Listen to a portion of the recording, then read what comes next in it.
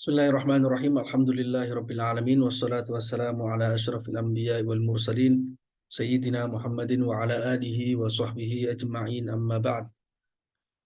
Alhamdulillah pada pagi hari ini kita bisa melanjutkan kajian dan pembacaan Ihya Ulumuddin pada bab keajaiban hati, ajaib al-qalb. Pada pertemuan sebelumnya kita telah menjelaskan tentang terkait dengan hati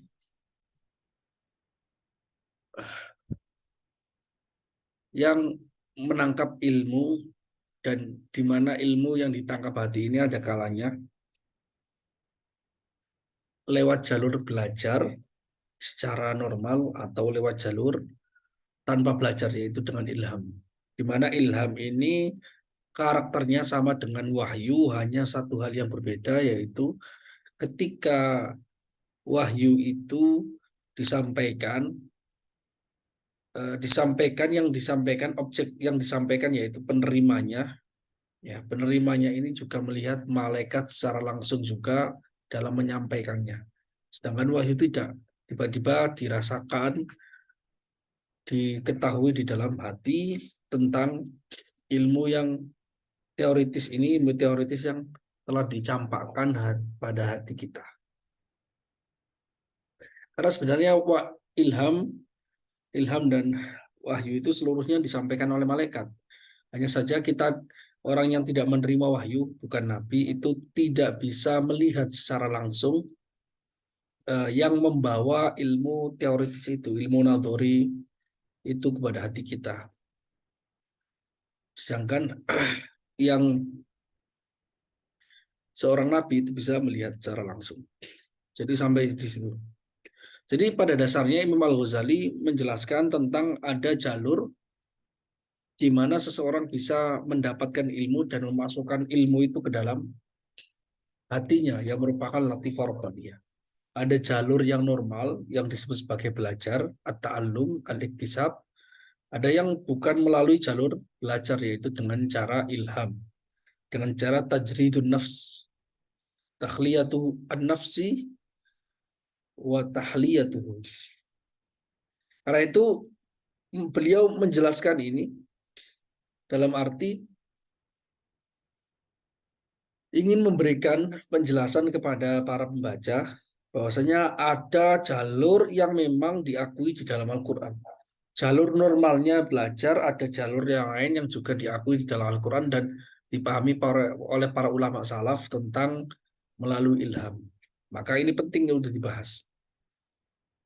Kemudian beliau melanjutkan, qala al-Imam Hujjatul Islam Muhammad ibnu Muhammad Al-Ghazali At-Tusi Asy-Syafi'i rahimahullahu taala wa nafa'ana bihi wa bi'ulumihi fid dharain amin. Qala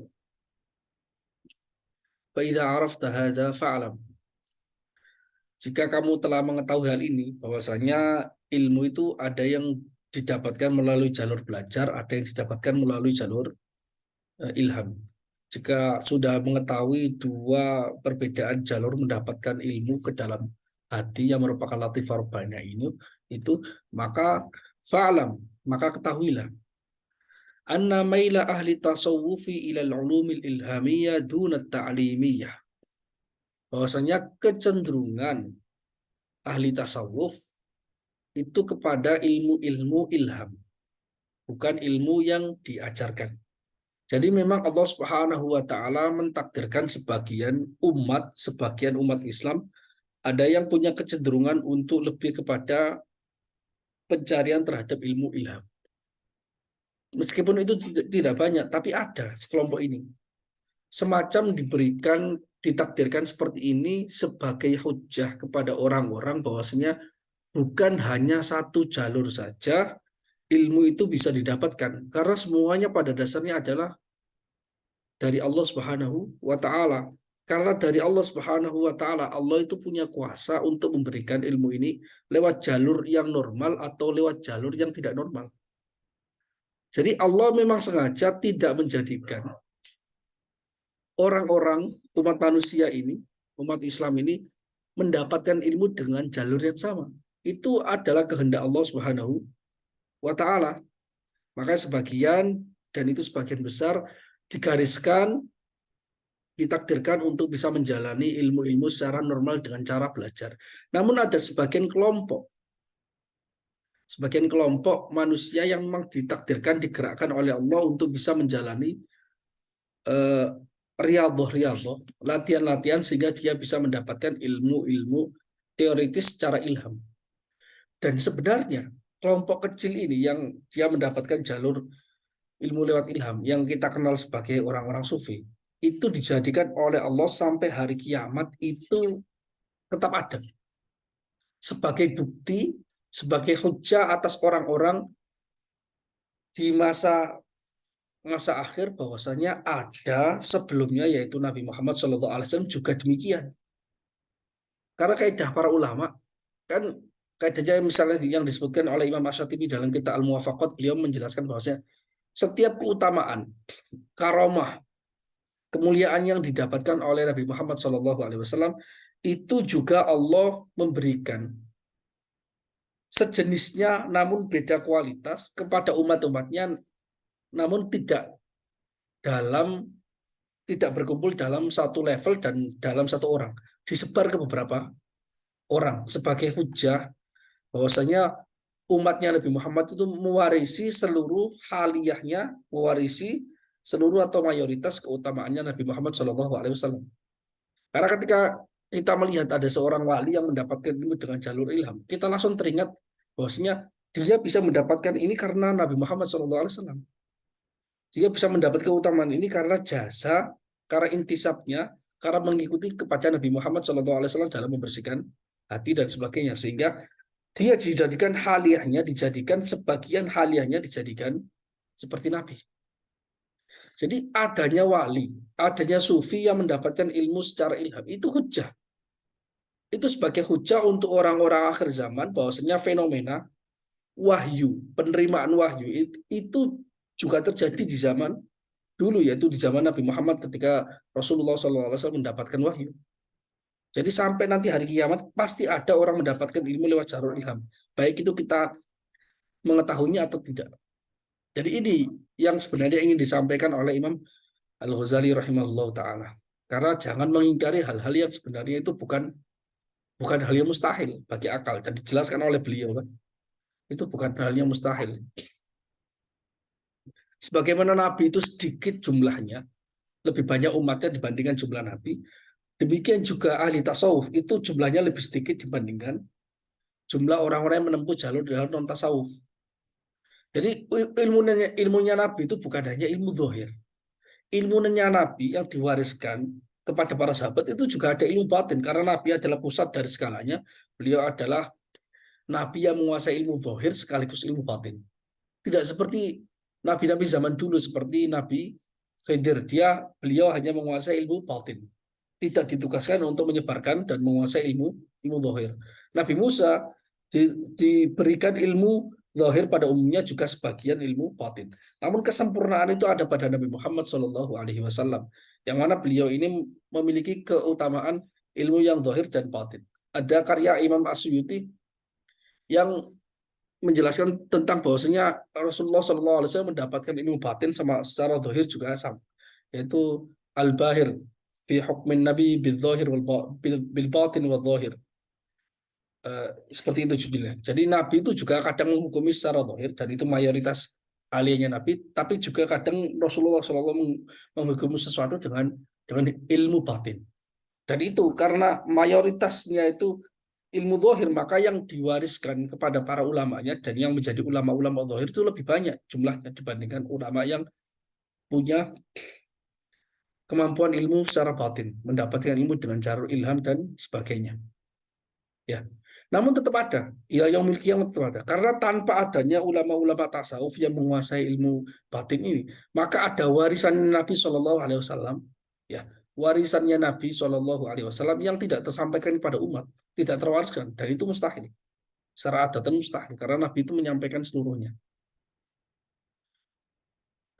Isyaratnya banyak. Ini nggak ada di sini, tapi saya dapat keterangan banyak. Isyaratnya banyak sekali di dalam beberapa hadis itu, banyak sekali. Misalnya ada Sayyidina Hudzaifah ibn Yaman yang terkenal sebagai sahibu sirri Rasulillah Shallallahu Alaihi Wasallam. Itu sahabat yang mewarisi sirnya Nabi Shallallahu Alaihi Wasallam. Ada ilmu-ilmu sirnya Nabi yang itu tidak terkait dengan taklif, yang diberikan, diwariskan kepada Sayyidina Hudzaifah ibn Yaman, yang bahkan tidak diwariskan ke beberapa sahabat, mayoritas sahabat tidak. Jadi di antara sirnya Sayyidina Hudzaifah ibn Yaman, karena beliau itu mengetahui orang munafik. Padahal Nabi tidak pernah mengatakan orang munafik di zaman beliau itu siapa saja, nggak pernah mengatakan itu. Tapi Nabi itu tahu. Nah, Hudzaifah ibn Yaman itu juga mendapatkan sir seperti ini, sehingga beliau itu bisa membaca hati kemunafikan pada orang-orang yang mengaku sebagai umat Islam di zaman itu. Sehingga para sahabat, sebagian sahabat itu ketika Rasulullah SAW meninggal, wafat, itu kalau ada orang-orang yang dikenal sebagai umat Islam kok meninggal, itu sebagian sahabat ada yang nggak mau mensolati terlebih dahulu. Mereka menunggu Hudzaifah ibn Yaman untuk mensolatinya. Kalau Hudzaifah ibn Yaman mensolatinya, maka mereka ikut mensolati ini. Kalau tidak, maka dia tidak. Kenapa Hudzaifah ibn Yaman tidak mensolati? Karena Hudzaifah ibn Yaman tahu bahwa ini orang munafik. Sedangkan hukum mensolati orang munafik, munafik yang asli ya, itu haram. Mau nggak? Berarti ilmunya Rasulullah SAW yang mengetahui hal seperti itu juga diwariskan kepada sebagian sahabat. Dan itu nanti akhirnya disebarkan haliahnya. Haliahnya ini disebarkan sehingga mereka juga punya kemampuan seperti itu mewarisi dari Rasulullah SAW, sehingga itu yang menyebar ke umat-umatnya Nabi Muhammad SAW yang kaitannya dengan ulama-ulama ahli tasawuf. Jangan ilmu yang lain, ilmu zahir tentang pemahaman fikih, pemahaman tafsir Al-Quran, pemahaman hadis dan sebagainya, itu diwariskan ke mayoritas sahabat, yaitu terkait dengan ilmu zahir. Tahu nggak? Ini penting. Jadi perlu dipercaya dulu adanya atau eksistensi sekelompok orang seperti ini yang mewarisi sebagian haliahnya Rasul Shallallahu Alaihi Wasallam terkait ilmu batin. Ini penting dulu. Ini penting untuk diketahui dulu sehingga tidak mengingkari. Fa'lam, ketahuilah bahwasanya kecenderungan ahli tasawuf itu terhadap ilmu-ilmu yang ilham, bukan ilmu pembelajaran secara normal.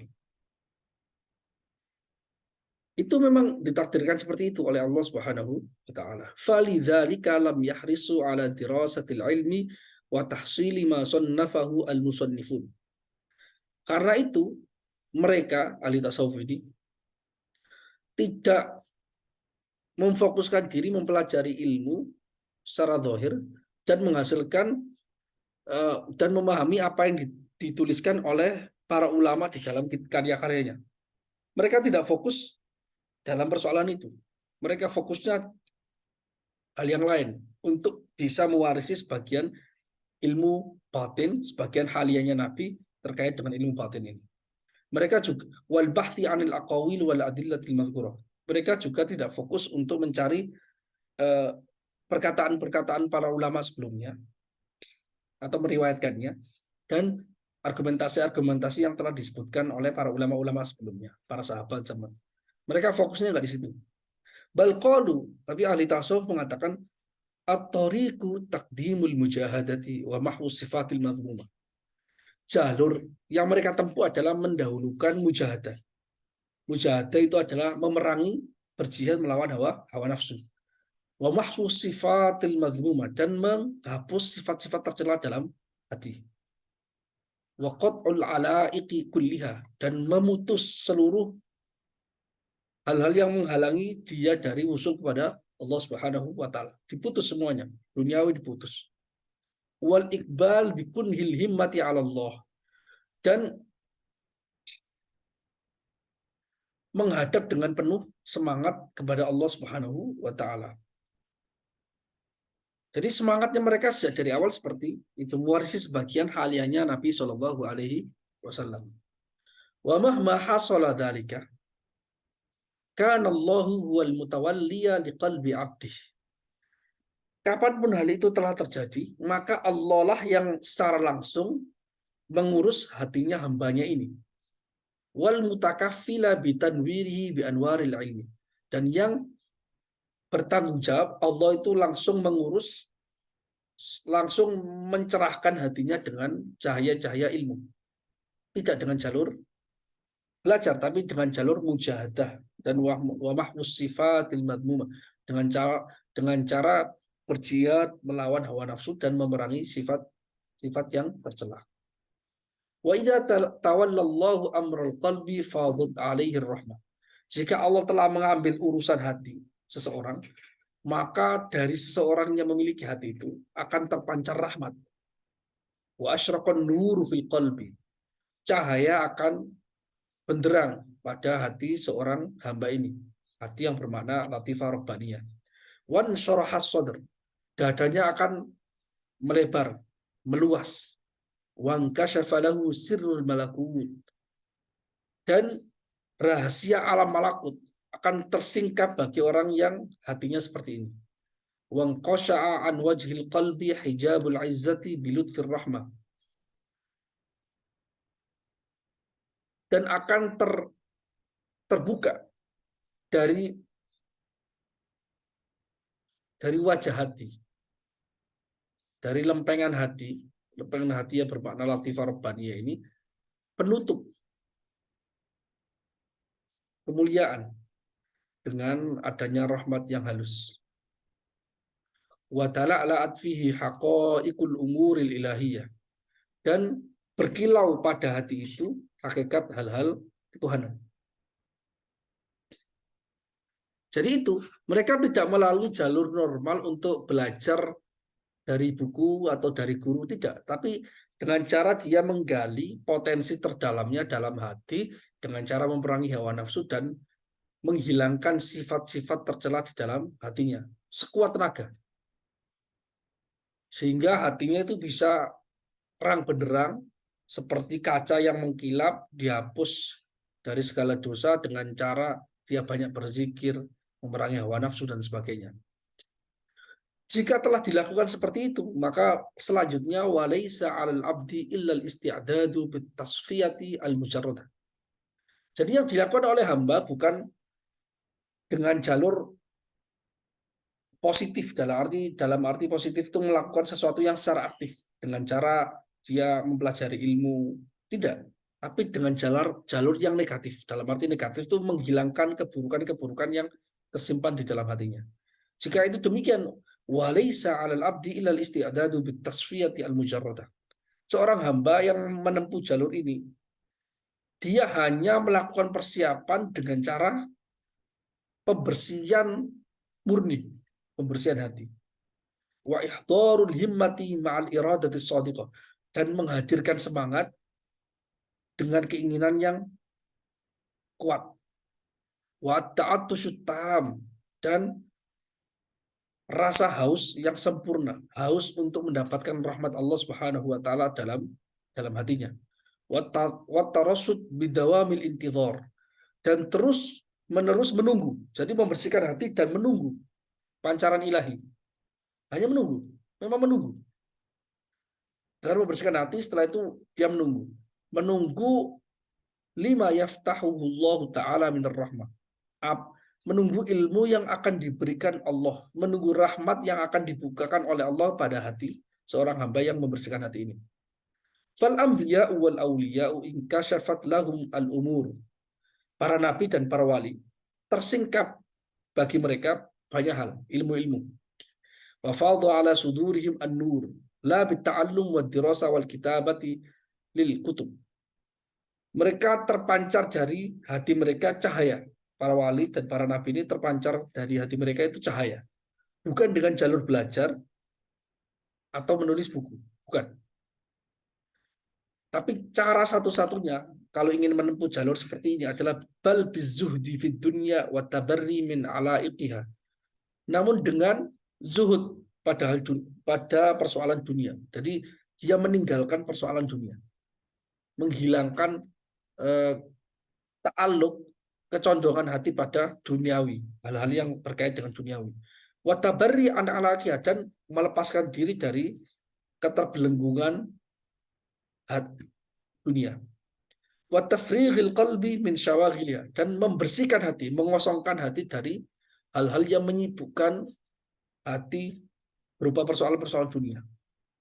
Wal iqbali bikunil himmati 'ala Allah taala, dan menghadap dengan penuh semangat kepada Allah Subhanahu wa taala. Faman kana lillah kana Allahu lah. Siapapun mengerjakan sesuatu demi Allah dengan tujuan Allah, maka Allah akan mengurusnya. Kana Allahu lah. Ini yang dilakukan oleh para ulama sufi ya. Ini Imam Ghazali sedang menjelaskan sebagian kelompok umat Islam yang menempuh jalur kesufian, apa yang mereka lakukan untuk mendapatkan ilmu laduni, kita menyebutnya, ilmu yang mendapatkan dari jalur ilham, bukan dengan jalur belajar. Wa za'amu anna tariqa fi dzalika awwalan. Za'amu di sini, kalau di dalam bahasa Arab itu kadang dimaknai sebagai perkataan yang salah, tapi kadang juga dimaknai sebagai mutlakul qaul, sebagai perkataan mutlak, sekedar menceritakan. Jadi tidak sedang dalam konotasi yang negatif, enggak. Jadi kalimat zamu di sini bukan dengan konotasi negatif ya. Para ulama sufi itu menceritakan bahwasanya jalur untuk mendapatkan hal tersebut, untuk mendapatkan ilmu laduni, ilmu ilham. Awalan biqat'i ala'iqid dunya bil kulliyah. Pertama dengan memutus hubungan dunia secara keseluruhan, hubungan hatinya dengan dunia secara keseluruhan. Wa tafrighil qalbi minha, mengosongkan hati dari persoalan dunia. Wa biqat'il himmati 'anil ahli wal mali wal waladi wal watan, dan memutus keinginan, semangat terhadap keluarga, terhadap harta, terhadap anak, dan terhadap tempat tinggal. Seluruhnya. Karena seluruhnya itu termasuk dunia. Jadi mereka melatih diri mereka sehingga tidak terikat dengan keluarga, tidak terikat dengan harta, tidak terikat dengan anak, dan tidak terikat dengan tempat tinggal. Makanya sering berkelana kalau kita baca sejarah para ulama sufi itu, mereka bahkan banyak yang tidak punya tempat tinggal. Memang sengaja. Jalurnya seperti itu. Sehingga beberapa dinasti di dalam Islam itu, dinasti khilafah di dalam Islam zaman dulu itu, karena memang mendapati kelompok-kelompok sebagian umat Islam itu ada yang menempuh jalur itu sebagai warisan dari ulama-ulama sebelumnya. Mereka mewakili haliannya. Maka mereka memfasilitasi, kadang memfasilitasi tempat-tempat pojok-pojok di beberapa pojok di kota itu untuk tempat tinggalnya para ahlu sufi, yaitu orang yang menempuh jalur memutuskan hati dengan dunia agar dia mendapatkan ilmu laduni. Tempat-tempat ini di beberapa tempat itu namanya beda-beda. Ada yang disebut sebagai zawiyah. Zawiyah itu artinya pojok. Makanya sampai sekarang tarekat-tarekat di Indonesia juga disebutnya zawiyah juga. Itu maksudnya itu sejak dari zaman dulu itu juga ada namanya zawiyah, zawiyah sufiyah. Ada yang namanya khongkoh.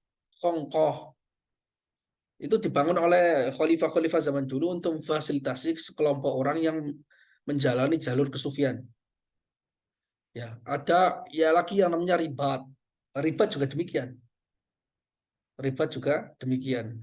Yaitu tempat di mana mereka, bahkan ribat itu maksudnya itu tempat untuk mereka berteduh di sana, untuk berkumpul, untuk sekedar berzikir. Itu kadang diletakkan di perbatasan negara Islam dengan negara kafir. Jadi mereka berharap ketika mereka itu memutuskan hatinya dengan dunia, mereka berharap suatu saat kapanpun itu, kalau mereka ada kesempatan untuk berjihad, mereka berjihad. Makanya kebanyakan di garis-garis pertahanan negara-negara Islam zaman dulu itu banyak sekali makam-makam ulama sufi.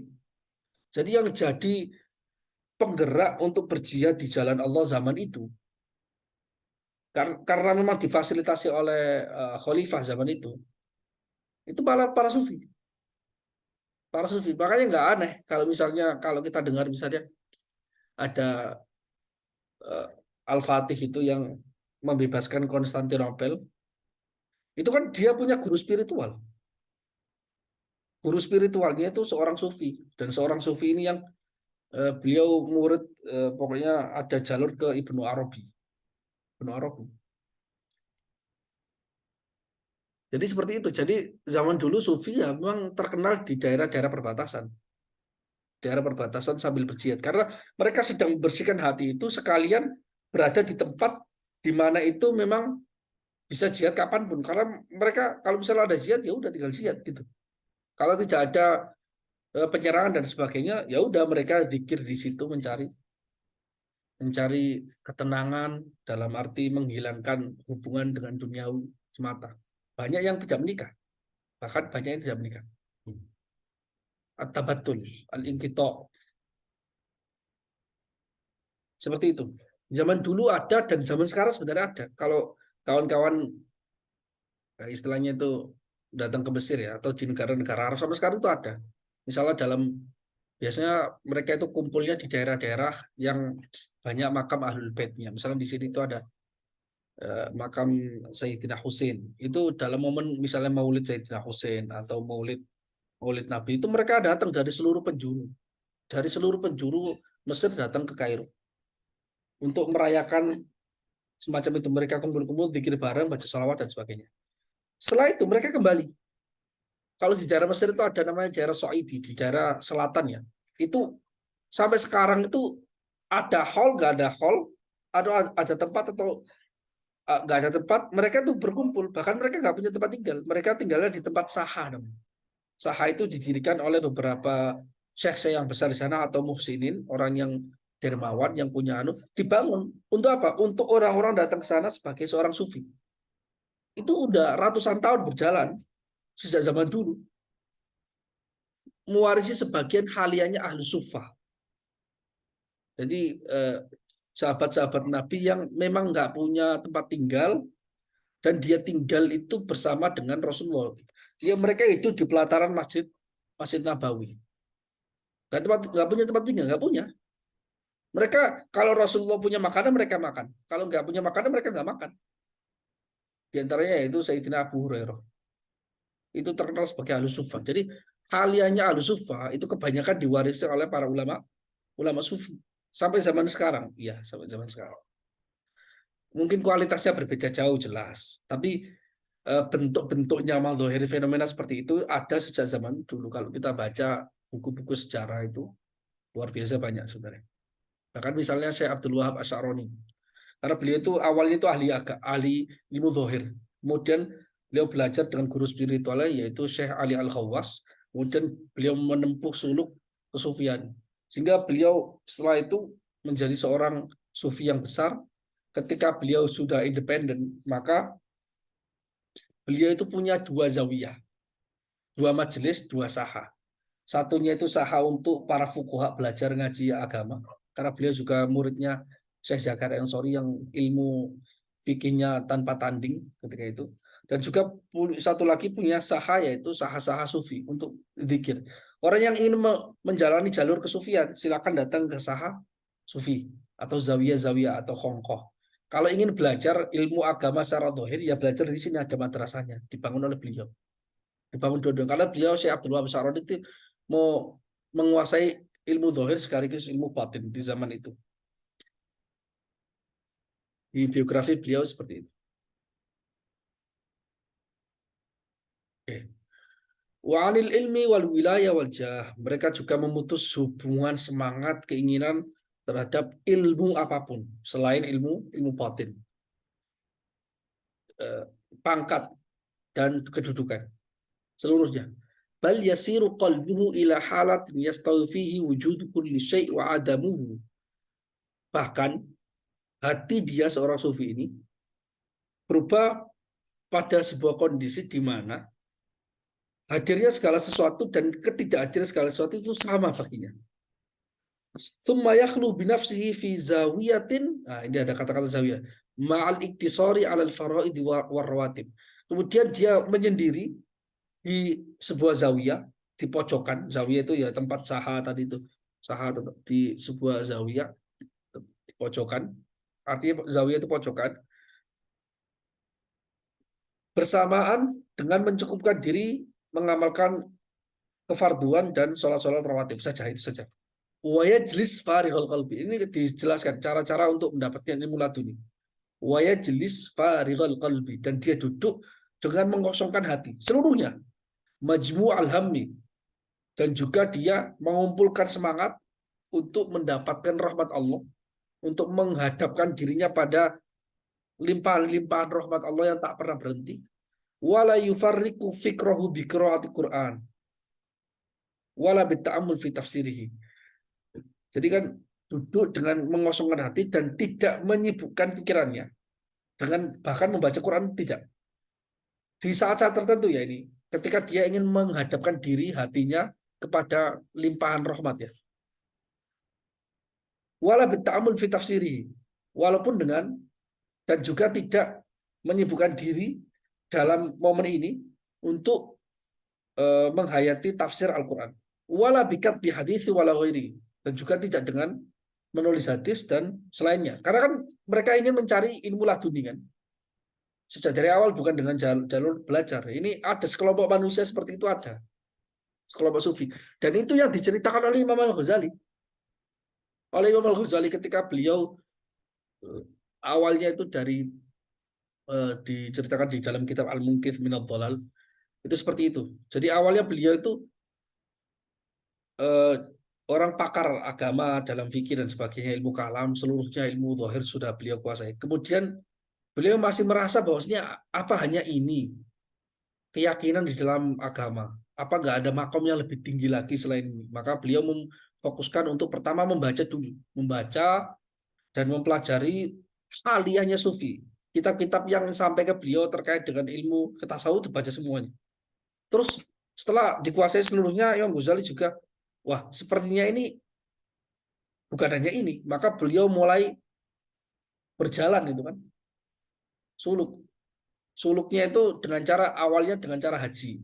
Dengan cara dia, karena zaman dulu haji itu kan berjalan kan, pakai pakai onta dan sebagainya, sehingga dia bisa fokus dalam perjalanan itu untuk membersihkan hati. Dan setelah haji itu langsung langsung ke Palestina, bahkan dia nggak kembali ke Naisabur, nggak kembali ke Baghdad dan ke Naisabur seperti itu. Dan di situ beliau berkumpul dengan banyak sufi. Akhirnya beliau punya kesimpulan bahwasanya as-sufiyah itu laisu bi ashabi aqwal. Mereka bukan pakar dalam ngomong menteorikan sesuatu, tidak. Karena sejak dari awal mereka cara mendapatkan ilmu ladunnya bukan dari itu. Walakinnahum ashabu ahwal. Tapi para sufi itu orang yang mendapatnya haliah-haliah tertentu sebagai warisan dari Rasulullah SAW dan para sahabatnya yang mewarisi sirnya Rasulullah SAW. Jadi mereka itu pakar haliah. Jadi orang berpapasan dengan orang sufi yang beneran ya, yang sufi beneran itu langsung bisa tobat tanpa ngomong. Hanya sekedar melihat wajahnya itu tobat tanpa ngomong, bahkan mungkin nggak bisa ngomong juga. Haliahnya yang kuat, jadi magnetnya yang sangat kuat. Kalau fukuha nggak bisa seperti itu, karena fukuha itu ashabu akwal. Dalam arti memang Allah memberikan kelebihan para ahli ilmu-ilmu zahir untuk bisa lisannya itu menjelaskan ilmu agama dengan jelas kepada makhluk, pada umat Islam. Namun sufi tidak. Karena mewarisi sirnya Rasulullah, sebagian sir yang rahasia itu kemudian mewarisi dari para sahabat melalui jalur-jalur yang benar.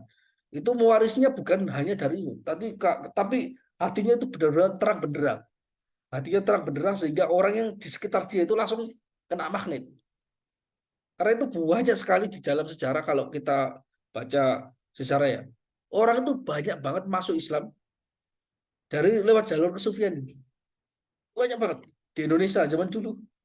Indonesia masuk Islam kebanyakan dari jalur sufi. Bahkan zaman dulu nggak ada madrasah dan sebagainya seperti Imam Wali Songo. Dan Wali Songo juga menguasai ilmu zahir, tapi mereka kuatnya dalam ilmu batinnya sangat kuat. Sehingga pengajarannya hanya sekedar kitab-kitab kecil dan sebagainya, mungkin untuk supaya mereka bisa sholat-sholat yang utama, fardu-fardu itu aja. Kemudian setelah itu mewarisi haliahnya yang kuat. Wali-wali Songo ketika itu kalau dalam sejarahnya, mereka kan nggak punya madrasah yang khusus itu kan, nggak. Hanya di masjid. Makanya itu makamnya para wali sampai sekarang itu kan di sampingnya selalu masjid kan. Mereka ngajarnya di situ. Seperti Sunan Ampel kan yang terkenal itu punya banyak murid. Itu madrasahnya mana? Enggak ya, di masjid itu. Karena sambil sambil sambil sholat kemudian mengajar beberapa hal, kemudian tarikatan. Seperti zawiyah zaman zaman dulu itu. Modelnya seperti itu. Jadi ada, sekelompok itu ada. Jadi jangan berpandangan miring terhadap kelompok-kelompok itu jangan, jangan. Karena itu memang sebagian halianya para sahabat diwarisi oleh mereka sebagian, nggak seluruhnya. Ya halia yang lain para sahabat yang jadi pakar agama, jadi mufti, jadi qadhi itu banyak banget. Ibnu Abbas kayak gitu-gitu. Kemudian Sayyidina Ali. Sayyidina Ali itu dohir batin bisa. Sayyidina Ali. Ya, tapi kalau yang batin itu yang takhusus batin itu seperti Hudzaifah ibnu Yaman, Salman Al Farisi, kayak gitu. Terus kemudian Muadz ibnu Jabal. Itu yang tokoh-tokoh itu, bahkan Muadz ibnu Jabal itu ya udah dinas oleh Rasul. Kamu itu nanti meninggalnya pun sendirian. Kamu itu sekarang sendiri, nanti meninggal pun sendirian. Dia berada di Mesir ketika itu sama Uqbah bin Amir, Amr bin As, kemudian dia kayak diasingkan gitu loh. Yang ngasingkan siapa? Ya teman sendiri, ya teman para sama sahabat sendiri diasingkan. Sudah disabdakan oleh Rasul Shallallahu Alaihi Wasallam. Dan bahkan Muadz bin Jabal itu karena beliau memang punya bakat kesufian, ya. Memang bakatnya di situ. Itu pernah kok para sahabat itu banyak dikasih jabatan oleh Rasul untuk jadi ini, diberi ini. Terus minta ke Rasul, bukan minta karena jabatannya, karena supaya diberi tugas oleh Rasul SAW kan gitu. Rasul, saya juga mau dong seperti mereka, seperti Amr ibn al-As, kemudian seperti Muawiyah bin Ibn Abi Sufyan, yang sama-sama ratingnya sama mereka. Jadikan saya juga agar mengurus umat ini gitu loh. Jangan, ya anda dhaif. Kamu itu lemah, dalam arti lemah ilmu zahir. Maksudnya lemah, kamu itu bakatnya itu di ilmu batin. Nanti kamu itu hidup sendiri, nanti meninggal pun sendiri. Bahkan dia beliau akhirnya meninggal Muadz bin Jabal itu meninggalnya itu di padang pasir. Jadi sahabat Rasul itu beda-beda halianya. Dan itu yang diwarisi oleh para ulama setelahnya. Ada yang halianya seperti orang sufi, ada yang halianya seperti para fuqaha dan ahli mutakalimin. Itu beda. Seperti itu. Bal yajtahidu alla yakhtura bi balihi syai'un siwa dzikrillah ta'ala. Bahkan orang yang menempuh jalur sufi ini berusaha keras agar di hatinya tidak muncul selain zikir kepada Allah. Tidak ada. Zikir, zikir, zikir. Jadi jalur untuk menempuh, mendapatkan jalur memutuskan hati dengan urusan duniawi dengan cara zikir. Fala yazalu ba'da julusihi fil khalwa qailan bilisanihi Allah. Allah. Allah. Dia terus sambil duduk itu, setelah duduk di dalam khalwat itu sambil lisannya terus zikir Allah, Allah, Allah. Tidak mikir apapun, nggak mikir duniawi, nggak mikir keluarga, nggak mikir apapun, nggak mikir internet, nggak mikir kuota, nggak mikir apapun.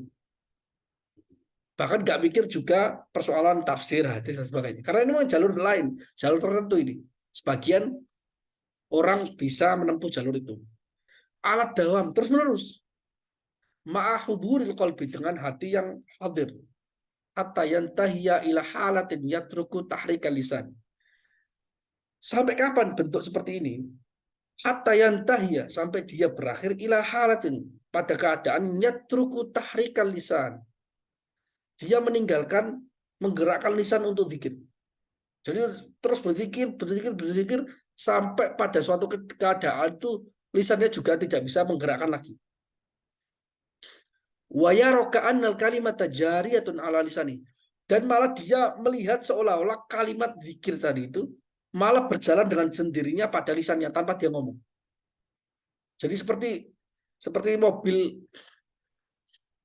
yang digerakkan dengan dinamo, bergerak. Awalnya didorong, ditarik-tarik supaya dia berputar. Ketika dia berputar, udah dilepaskan. Jadi lisan ini membantu hati untuk mengingat Allah. Allah, Allah, lisannya seperti itu. Allah, Allah, Allah, Allah.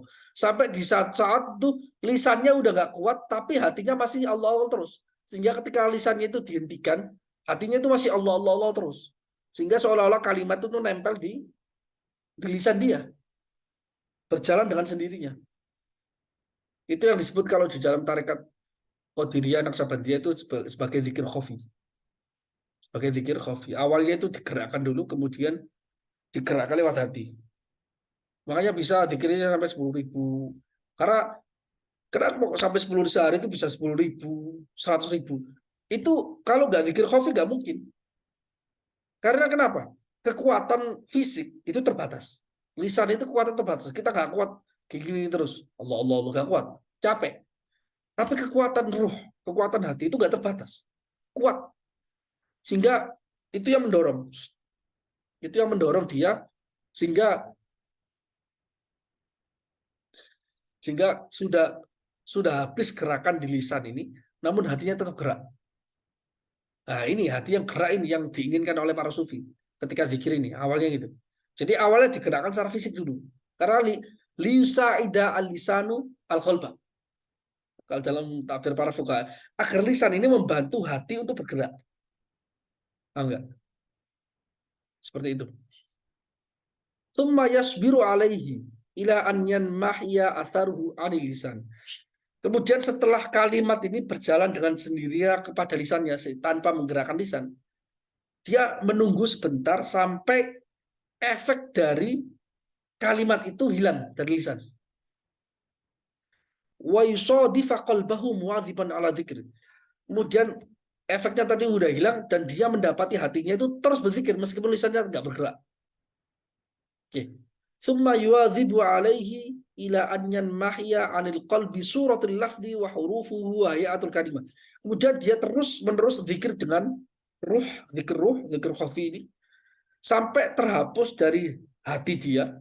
Bentuk lafaz zikirnya itu sendiri hilang. Hurufnya dan bentuk kalimatnya juga hilang. Bentuk kata-katanya juga hilang. Bentuk lafaz, hurufnya, kemudian susunan kalimatnya hilang. Sampai menghilang. Wa yabqa ma'nal kalimah mujarradan fi qalbi. Namun tersisa makna kalimat, makna diksi zikir itu secara mujarrad. Tidak ada hurufnya, tidak ada suaranya, tidak ada kalimatnya, hadir pada hatinya.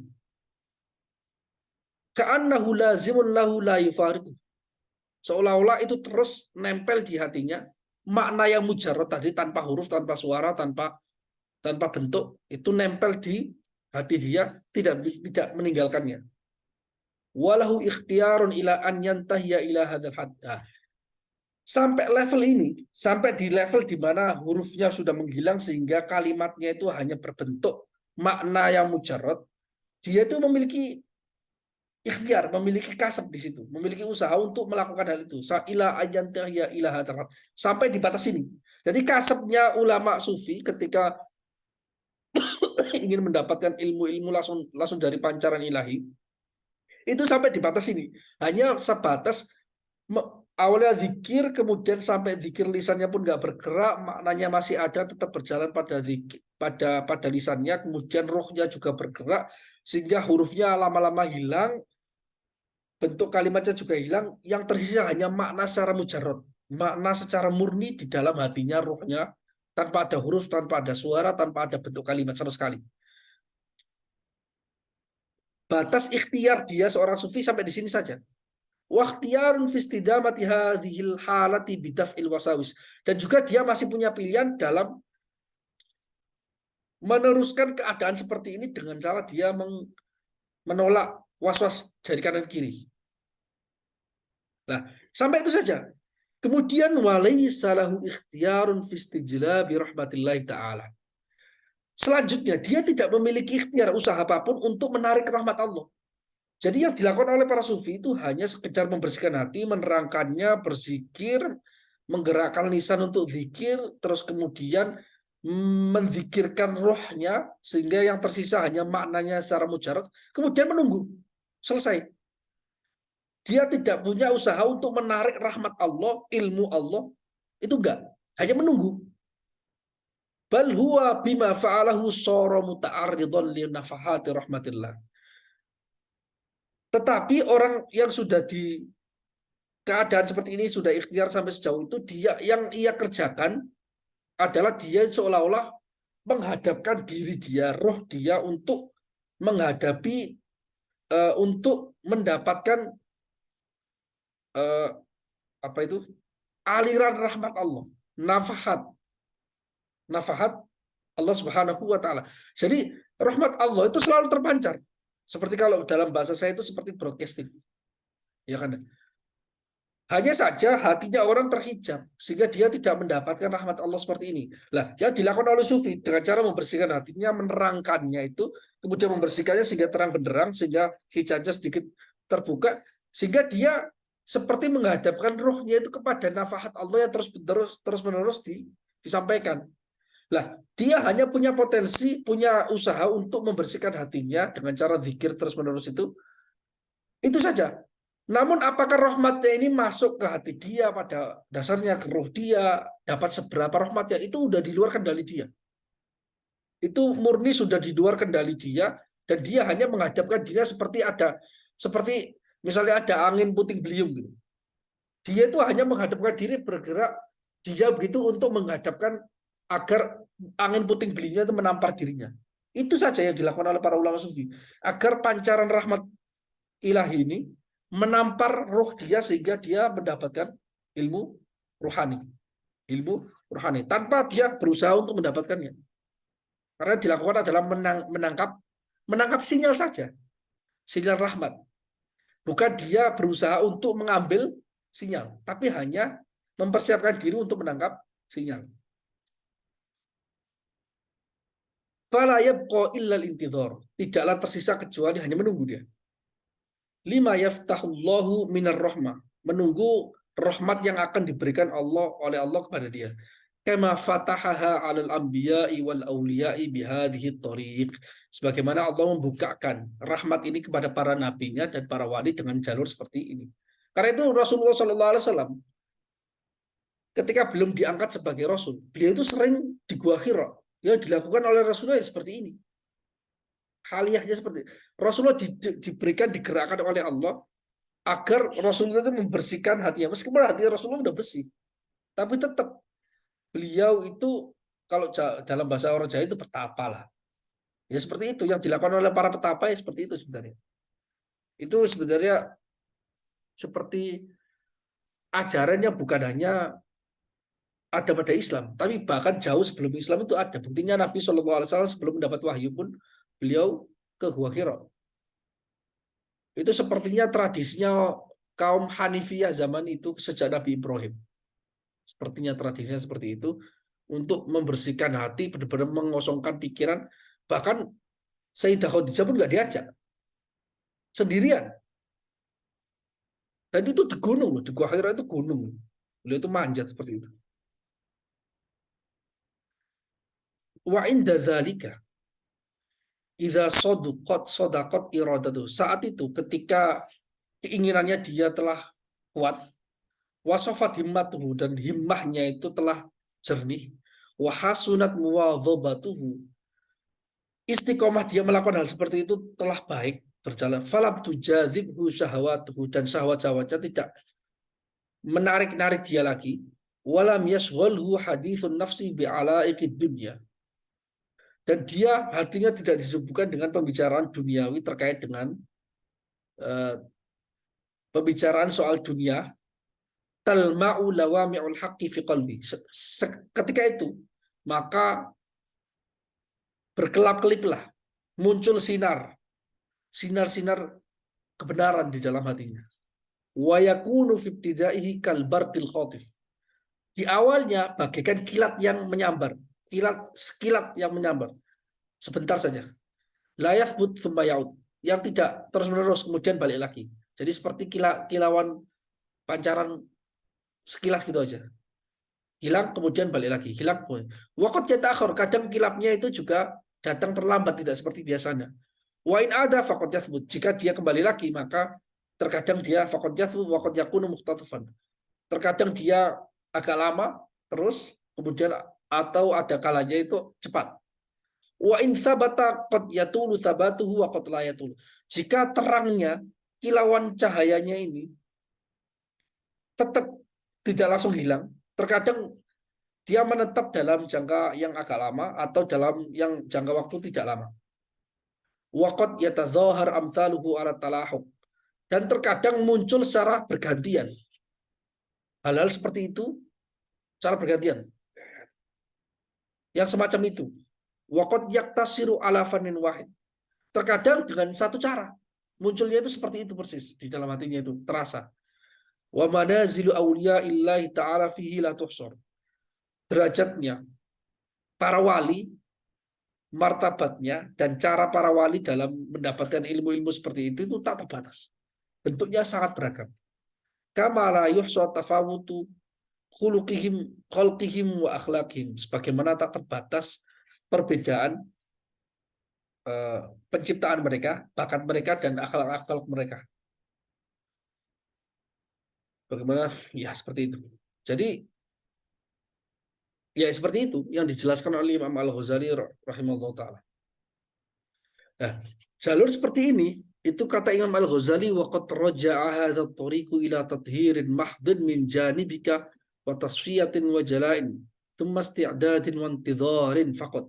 Kesimpulannya, jalur seperti ini yang dilakukan oleh Sufi, itu kesimpulannya pada jalur pembersihan murni dari jalur dirimu, dari sisimu, pembersihan murni. Pembersihan, pengkilapan, kemudian menyiapkan dan menunggu. Itu saja yang dilakukan. Jadi seperti itu. Jadi jalur ini yang sebenarnya sampai sekarang itu dilakukan oleh para ulama tarekat, ulama tarekat, dan itu yang diwarisi oleh mereka lewat jalur sanad-sanadnya sampai ke Imam Ghazali atau sampai ke jauh. Karena sebenarnya Imam Ghazali ini adalah menceritakan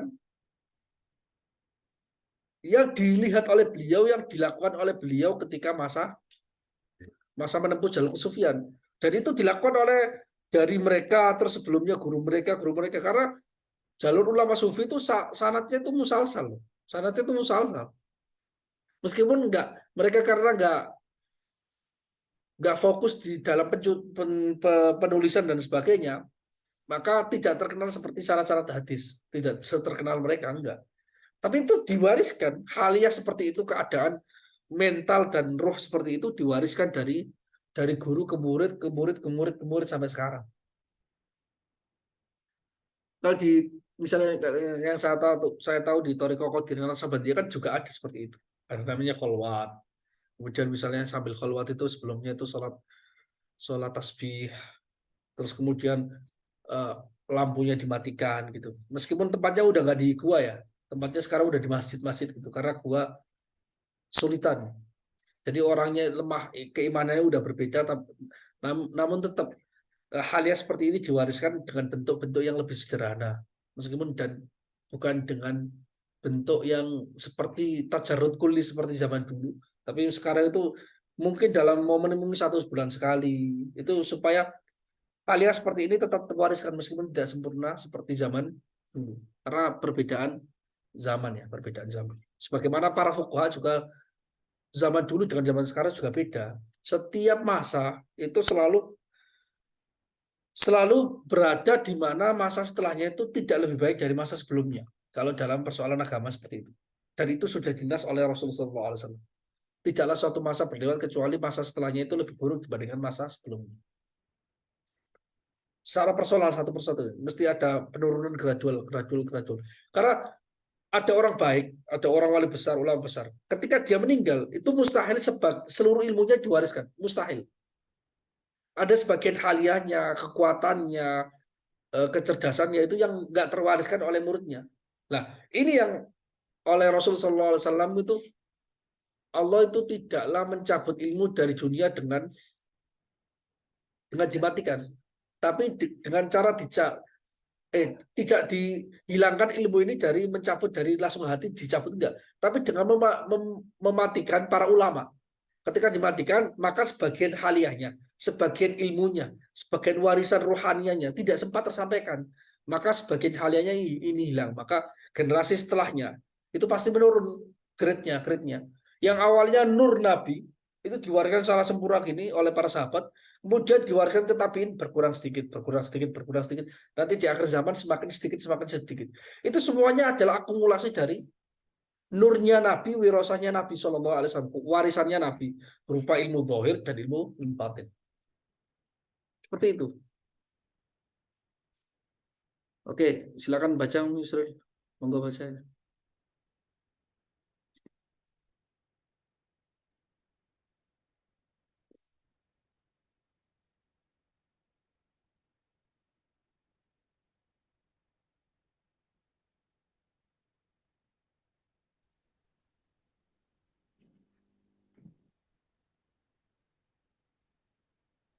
Bismillahirrahmanirrahim.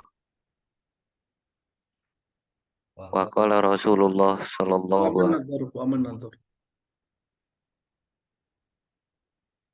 Bismillahirrahmanirrahim. Wa amman nudharu wa dawul i'tibari wa lam yunkiru wujuda hadha tariqi wa imkanahu wa ifda'ahu ilal maqsidi ala nudur fa innahu aktsaru ahwalil anbiya'i wal awliya'i walakin istau'aru hadha tariq wastabta'u samratahu wastab'atu istijma'a syurutihi wa za'amu anna mahwal alaiki ila dhalikal haddi kal muta'adzir wa in hasala fi halin fatabatu abadu minhu id adna waswasin wa khatirin yushawwisul qalba wa qala Rasulullah sallallahu alaihi wasallam qalbul mu'mini asyaddu taqalluban minal qitri idza stajma'at ghaliyan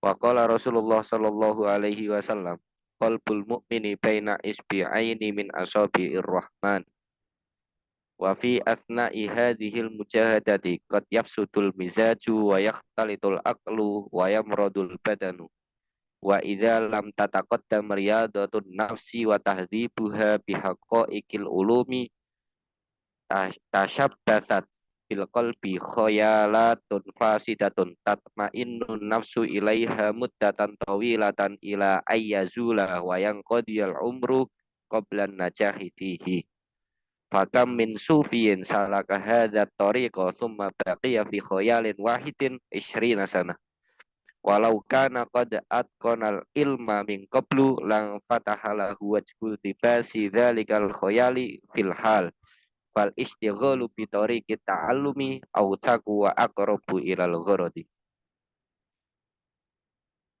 wa za'amu anna dzalika yudahi ma law tarakal insanu ta'allumal fiqhi wa za'ama anna nabiyya sallallahu alaihi wasallam lam yata'allam dzalik walakin sara faqihan bil wahyi wal ilhami min ghairi takrarin wa ta'liqin wa yaqulu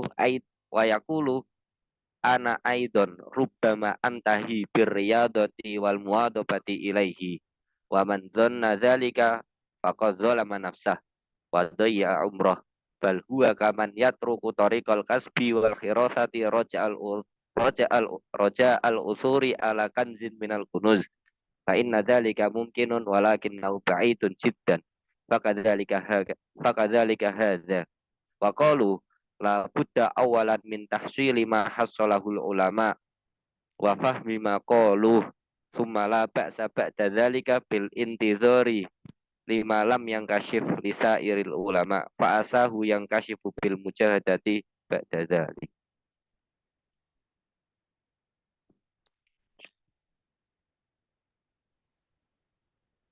Ini menarik.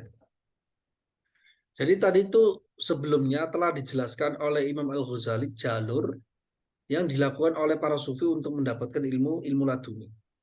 Beliau jelaskan cara-caranya, langkah-langkahnya secara detail ya, secara detail sekali. Ini dari jalur di mana para sufi mengatakannya memang demikian. Jadi para sufi memang yang mereka lakukan ya seperti itu. Makanya itu ketika itu Imam Ghazali juga menceritakannya apa adanya. Nah, kemudian selanjutnya ini pada paragraf ini, beliau juga menceritakan pendapat para fuqaha yang menguasai ilmu zahir terhadap apa yang dilakukan oleh para ulama sufi.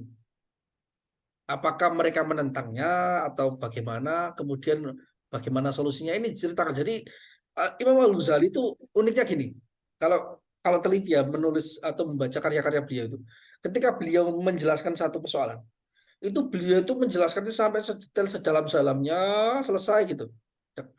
Kemudian ketika beralih ke eh, penjelasan lain atau argumentasi yang lain atau ulama lain yang menentang teori yang pertama ini, beliau juga jelaskan sedetail-detail terhadap kritikannya terhadap yang pertama. Itu seluruhnya. Semuanya. Jadi beliau tidak membatasi diri dalam persoalan ini dalam arti seperti menjelaskan argumentasi dan penjelasan itu seluas-luasnya, tidak dengan menyembunyikan. Itu terjadi di bab pertama, bab kedua, di jilid pertama, jilid kedua seperti itu ketika terkait misalnya dengan persoalan musik.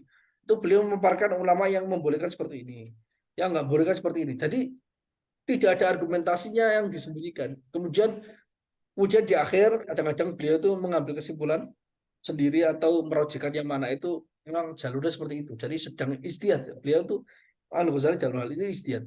Istihad dalam bidang fikih, istihad dalam ilmu zahir, juga istihad dalam ilmu ilmu batin. Jadi ada istihad dalam ilmu batin juga ada. Nah ini, nah beliau kemudian memaparkan perspektif para fuqaha, orang yang mendalami ilmu lewat jalur yang normal dengan belajar ini seperti ini. Dapat. Wa amman nudharu wa dzawul i'tibar. Adapun para pakar ilmu zahir, yaitu para fuqaha dan ahli mutakallimin, dzawul i'tibar, falam yungkir wujud hadza tariq wa imkanah. Mereka tidak mengingkari keberadaan metode seperti ini yang dilakukan oleh para ulama sufi, dan juga tidak mengingkari hal ini mungkin, bukan mustahil, memang secara akal itu nggak mustahil, dan juga nggak mengingkari wa ifdha'ahu ilal maqsidi ala nudud, dan juga tidak mengingkari hal tersebut bisa tercapai tujuannya dengan cara seperti itu, meskipun jarang. Mengapa mereka nggak mengingkari? Fa innahu aktsaru ahwalil anbiya wal auliya. Karena memang sejatinya jalur seperti ini adalah jalur yang ditempuh mayoritas keadaan nabi dan wali, seperti itu yang terjadi. Mereka tidak dengan jalur yang normal. Tapi yang dilakukan oleh para fuqaha itu sudut pandangnya bukan seperti itu. Sudut pandangnya walakin istau'aru hadzal thariq. Namun mereka memandang bahwasanya jalur seperti ini yang dilakukan oleh para ulama sufi ini terlalu berat. Wastabta'u thamratah, dan menganggap hasil yang akan dicapai itu lambat, tidak seperti dengan jalur yang normal. Wastaba'adu istijma'a syuruti, dan mereka menganggap jauh sekali untuk bisa mengumpulkan syarat-syarat yang bisa dipenuhi dengan jalur para ulama sufi. Wa za'amu anna mahwal ala'iq ila dhalikal haddikal muta'adzir. Dan mereka menganggap, para ulama fuqaha ini menganggap bahwasanya menghilangkan ikatan internal dengan duniawi sampai batas seperti itu nyaris seperti tidak mungkin. Wa in hasala fi halin fathabatuhu ab'adu min. Jika itu terjadi dalam satu keadaan, maka dalam hal tersebut terus-menerus tetap itu lebih jauh lagi. Bisa jadi sekali waktu bisa terjadi, waktu berikutnya nggak terjadi. Idh adna waswasin wa khatirin yusawisu al-qalbah. Alasannya mengapa itu sering sekali tidak tetap seperti itu, karena was-was dan ada lintasan-lintasan pikiran itu bisa merusak, mengganggu hati. Jadi tidak benar-benar hati itu kosong dari keterikatan duniawi. Rasulullah SAW bersabda, qalbul mu'min asyaddu taqalluban minal qidri idza istajma'at ghalyan. Hati seorang mukmin itu lebih mudah bergoncang, berbolak-balik, bergerak-gerak dari wajan ketika dia memanas, ketika digunakan memanaskan air. Jadi kan ketika digunakan memanaskan air itu tungku atau kitri tungku ya, ditutup gitu kan, gerak-gerak ketika udah mendidih, ketika sudah mendidih. Ya itu hati mukmin itu lebih lebih banyak gerakannya daripada itu. Artinya mudah sekali terkena waswas. Mudah sekali terkena waswas. Dan Rasulullah SAW bersabda, qalbul mu'mini baina usbu'aini min asabi'ir rahman. Hati orang mukmin itu diibaratkan dia berada di antara dua jari jemari Allah. Maksudnya ini adalah mudah, gampang dibolak-balik Allah Subhanahu. Jadi ditakwil ya. وفي أثناء هذه المجاهدة قد يفسد المزاج ويختلط العقل ويمرض البدن. Bahkan di tengah-tengah mujahadah yang dilakukan oleh para ulama sufi ini, terkadang badannya itu nggak kuat, akalnya sudah mulai bercampur, jadi udah nggak bisa fokus. Kemudian fisiknya juga, badannya juga bisa sakit. Wa idza lam tataqaddam, jadi belum sampai mencapai tujuan mendapatkan ilmu-ilmu yang normal ini, namun sudah nggak kuat fisiknya karena memang tetap ikatan dengan fisik kan masih ada kan. Wa idza lam tataqaddam riyadatun nafsi wa tahdhibuha bihaqa'iqil ulum tasabbathat bil qalbi khayalatun fasidah tatma'innu an-nafsu ilaiha muddatan tawilah ila an yazula wa yanqadhiya al-umru qabla an-najahi fihi. Jika tidak dijauhi hal seperti ini, tidak dijauhi dengan melatih jiwa dan memperbaikinya dengan hakikat-hakikat ilmu-ilmu yang dipelajari secara zahir, maka bisa jadi hatinya seorang sufi yang melakukan seperti ini akan dipenuhi dengan fantasi-fantasi yang rusak, khayal, di mana hati dia condong pada itu dalam jangka waktu yang panjang sampai umurnya habis sebelum selesai untuk menghilangkan fantasi-fantasi yang rusak ini karena dia tidak menempuh jalur-jalur yang normal dulu untuk mempelajari dari ulama-ulama zahir. Ini yang dikatakan oleh ulama zahir, ulama fuqaha ya. Fakam min sufiyin salaka hadha tariqa thumma baqiya fi khayalin wahidin 20 sana. Berapa banyak orang sufi yang menempuh jalur seperti ini kemudian dia berada terjatuh pada fantasi satu fantasi selama 20 tahun. Jadi karena kesalahan, karena tidak menguatkan ilmu zahirnya. Makanya itu istiadatnya para ulama zaman-zaman akhir itu setelah Syekh Abdul Qadir Al-Jilani memperkenalkan sistem tarekat. Itu karena kekuatan imannya juga tidak seperti zaman dulu. Jadi para sufi itu dididik sebelum memang menempuh jalur kesufian, mereka dididik dengan paling tidak mempelajari ilmu-ilmu zahir yang fardu ain dan sedikit fardu kifayah. Dan ini diperkenalkan oleh Syekh Abdul Qadir Al-Jailani ketika itu. Syekh Abdul Qadir Al-Jailani itu dalam satu hari itu bisa mengajar 13 fan ilmu. Beliau menguasai semua ilmu zahir kemudian ilmu batin. Dan itu yang diwariskan oleh Syekh Abdul Qadir Al-Jailani kepada murid-muridnya. Kamu boleh menempuh jalur seperti ini, tapi pelajari itu ilmu-ilmu yang zahir itu. Supaya itu justru menguatkan kamu ketika nanti riyadhah sufi. Ketika menempuh jalur-jalur mujahadah nafs itu. Sehingga kamu itu kuat. Artinya semakin kuat dan ketika ada fantasi-fantasi yang salah, itu kamu bisa menolak fantasi itu. Karena sudah dikuatkan dengan ilmu zahir. Jadi mencoba untuk mengambil sisi positif dari ilmu zahir yang dipelajari oleh para fuqaha dan itu juga halnya sebagian besar sahabat ya. Kemudian setelah cukup untuk mempelajarinya, maka beliau karena memang karakter setiap orang beda ya, maka mereka juga menempuh jalur-jalur haliyahnya para ulama sufi dan para sahabat al-sufa. Seperti itu.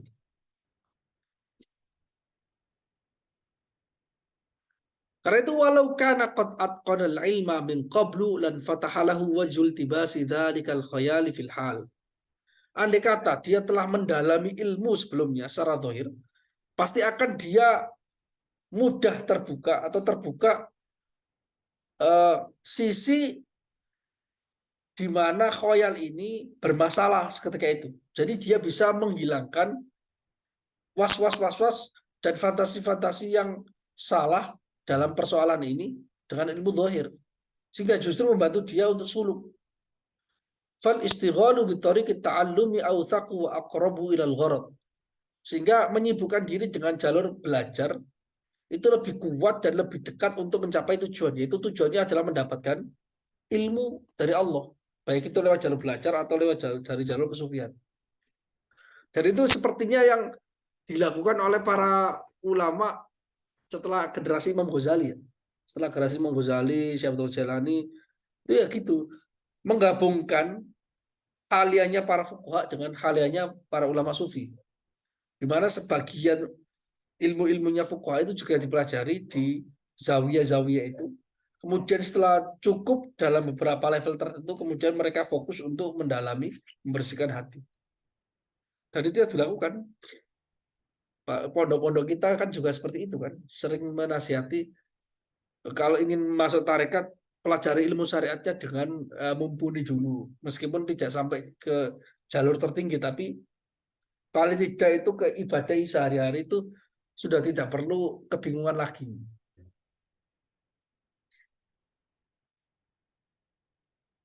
Wa za'amu anna dzalika yudahi ma law taraka al-insanu ta'allum al-fiqhi. Para fuqaha mengatakan hal tersebut itu apa yang dilakukan oleh para ulama sufi ini mirip dengan andai kata seorang itu meninggalkan belajar fikih secara normal.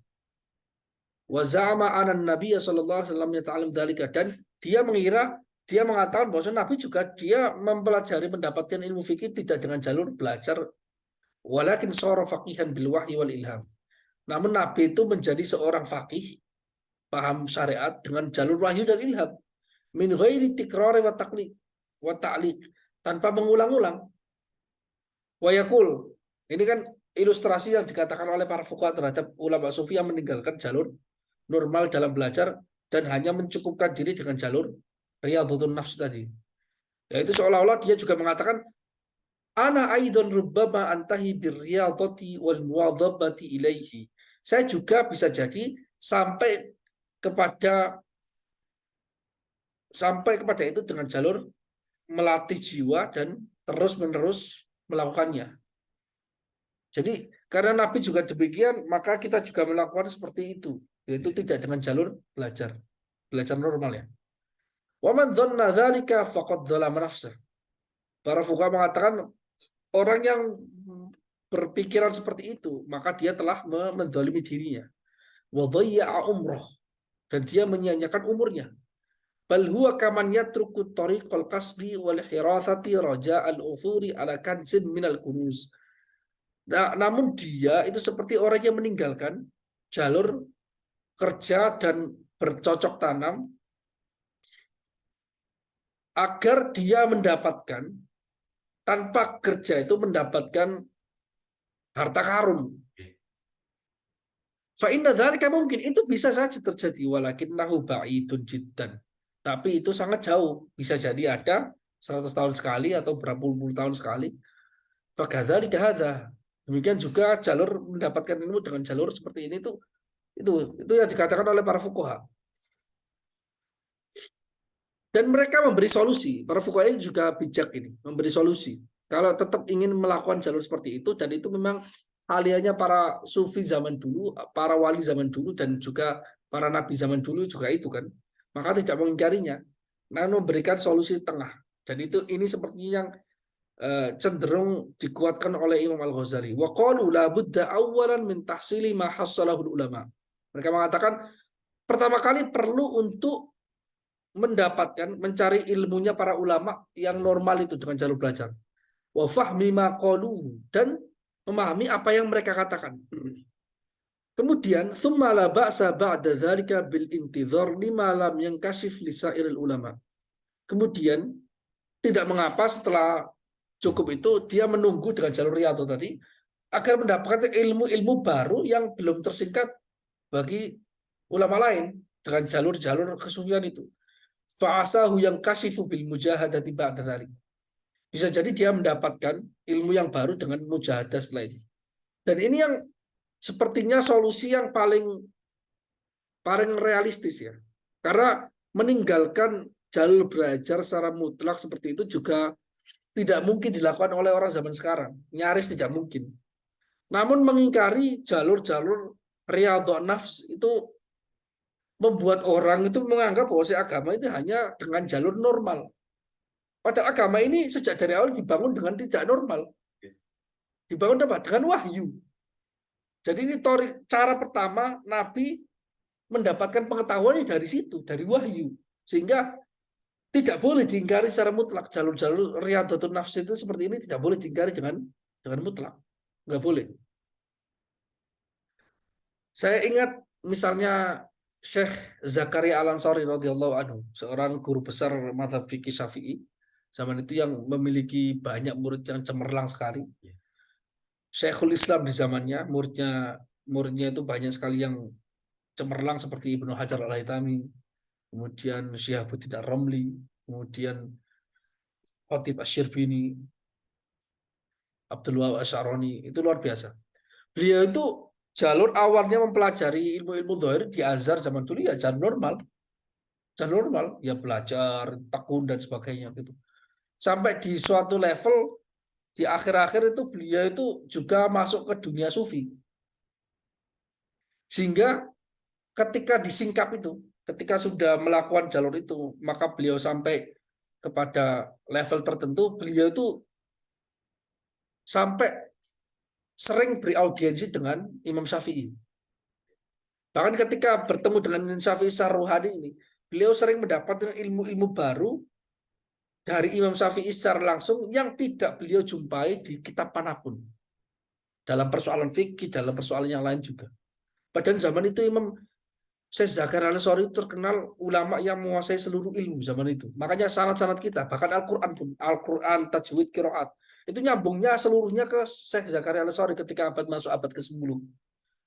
Sanad fikih kita nyambung ke Syekh Zakaria Al-Ansari. Sanad hadis kita nyambung ke Syekh Zakaria Al-Ansari. Sanad Al-Quran kita nyambung ke Syekh Zakaria Al-Ansari. Yang harus di seluruh dunia itu nyambungnya ke Syekhul Islam Zakaria Al-Ansari. Sanad ilmu Quran, beliau juga punya. Sanad ilmu kalam juga ada. Lengkap sekali. Dan di akhir-akhir beliau kan hidupnya kan sepuh dia. Beliau itu wafatnya itu umurnya sampai 100 tahun. Di zaman itu ketika beliau masih hidup, murid-muridnya sudah mengajar dan menjadi mufti sampai 7 level di belakangnya. Karena saking manfaatnya ilmunya Syekhul Islam Zakaria Al-Ansari ketika itu. Dan ketika umur-umur sepuh, beliau itu nggak bisa berdiri. Udah nggak kuat berdiri. Kecuali untuk sholat fardu saja. Ketika sholat fardu tiba-tiba kekuatannya itu balik untuk bisa berdiri, sholat setelah itu dia nggak kuat lagi.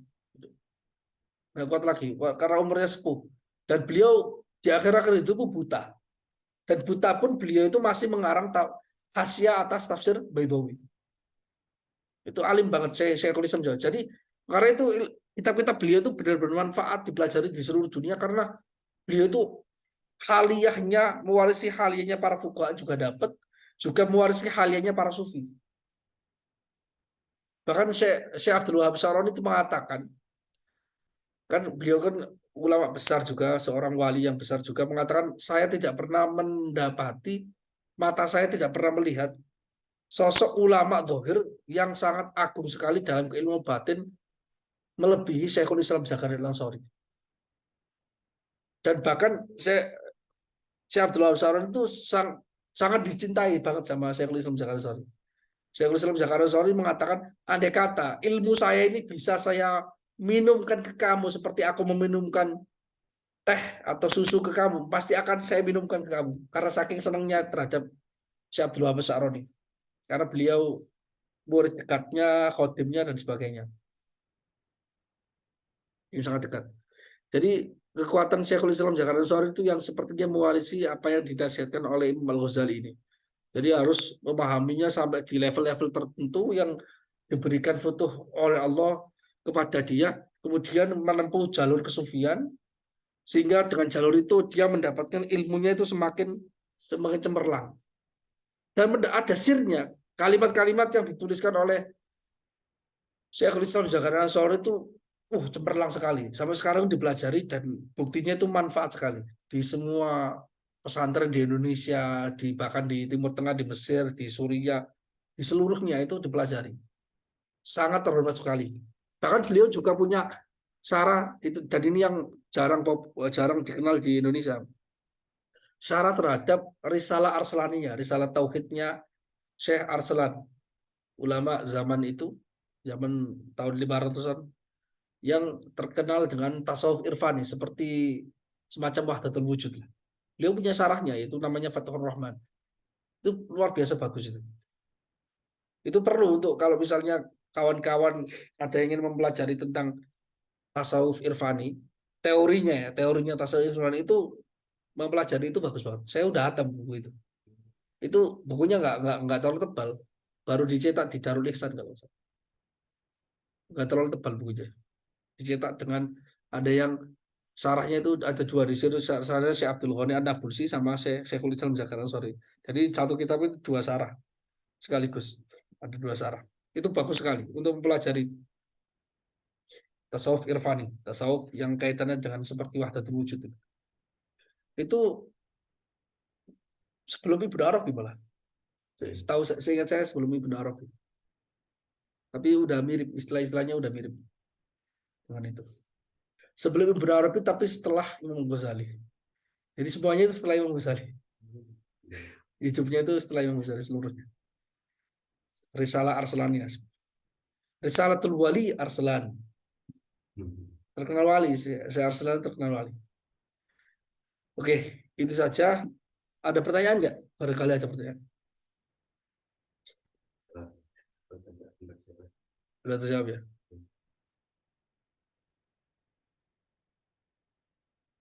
Udah berapa halaman ini tadi?